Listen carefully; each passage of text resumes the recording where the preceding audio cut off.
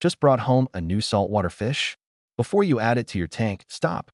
Acclimating your fish the right way can mean the difference between a healthy start and serious stress. Welcome to Loving Pets channel. In this video, we'll walk you through a simple, beginner-friendly guide to safely acclimate your saltwater fish and keep your marine tank thriving. The acclimation process depends on the duration the fish spends in the transport bag.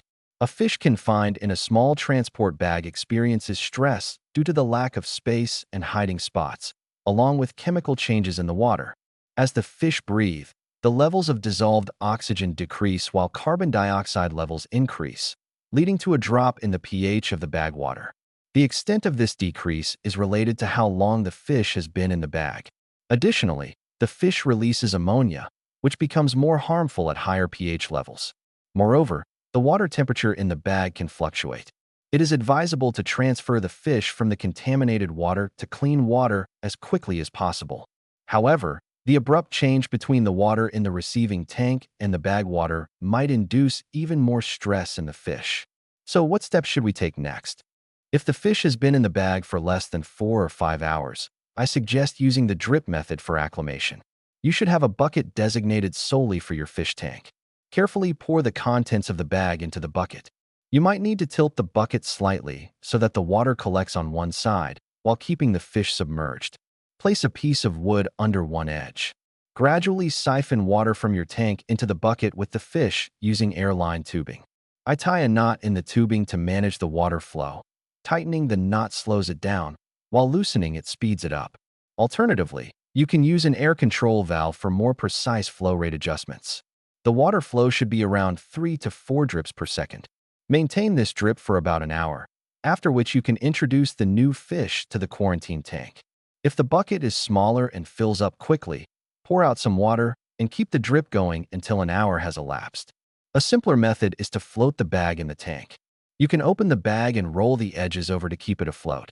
Be cautious, as certain fish, like eels and wrasses, that are prone to jumping may escape from the open bag. After the bag has been floating for about 15 minutes, take half a cup of tank water and slowly pour it into the bag. Repeat this every 10 minutes until the bag is full.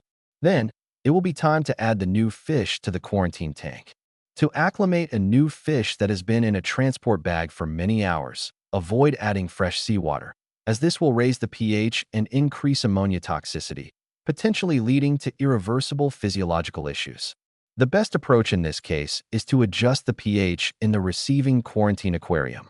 Although this method is quite labor-intensive, it effectively reduces the stress on the animals, especially for fish that have been in a bag for 18 hours or longer. First, check the pH level of the water in the bag. To align the pH in the quarantine tank with that of the bag, add sodium bisulfate. Be cautious, as this is caustic, so wearing rubber gloves is advisable. To lower the pH by 1 unit in 10 gallons of water, for instance, from 8.4 to 7.4, you should add approximately 2.5 grams of sodium bisulfate. Dissolve the acidifier in a cup of fresh water before introducing it to the tank. Once the pH in the quarantine tank is similar to that of the bag, float the bag in the quarantine tank until the temperatures of both the bag and tank are equal. After that, you can introduce the new fish into the quarantine tank. At this stage, you can gradually increase the pH to a more suitable level. This can be achieved by performing 10 to 15% water changes with fresh seawater every other day. This method will also assist in maintaining lower pollutant levels in the quarantine tank. Here are a few additional suggestions. To minimize stress during transport, place the fish in a dark container for the journey home. I prefer using a cooler as it provides darkness and helps maintain the temperature of the bag. When you arrive home, dim the lights in the room and switch off the aquarium lights before opening the transport container. This will help lessen the chances of photic shock. Marine fish find it easier to transition from higher to lower salinity conditions. Therefore, if you can adjust the specific gravity in your quarantine tank to be lower than that in the transport bag, it can help alleviate stress.